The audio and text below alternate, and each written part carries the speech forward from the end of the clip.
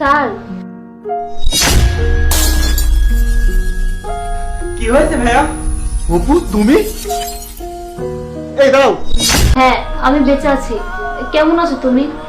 হ্যাঁ ভালো আছি। আর দেখো, এখন আমার কোনো কিছু অভাব নেই। এই বাড়িটা আমার, আর আমি কোটি কোটি টাকার মালিক। কিন্তু তুমি এখানে। ও আজ থেকে আমাদের বাসায় কাজ করবে। ওকে তো কাজ করার জন্য রাখা হয়েছে, তোমাকে যে বললাম। ও হ্যাঁ হ্যাঁ, তুই বলেছিলি। কিন্তু কিন্তু কি ভাইয়া? আর তুমি তাকে চেনো নাকি? হ্যাঁ চিনি। খুব, ওর তো কাজের মেয়ে হওয়ার কথা না। তুই ওকে কোথায় পেয়েছিস? ভাইয়া, আমি আমার এক বন্ধুকে বলেছিলাম আমার একটা কাজের মেয়ে লাগবে। কালকে সে এই মেয়েকে ঠিক করে দিয়েছে। অপু, তুমি কাজের মেয়ে হয়েছো? কিন্তু কেন? তোমার তো কোনো এত কিছু ছিল যে তোমার কাছে আমার কোনো মূল্যই ছিল না। তোমার অহংকার, তোমার আভিজাত্য এত বেশি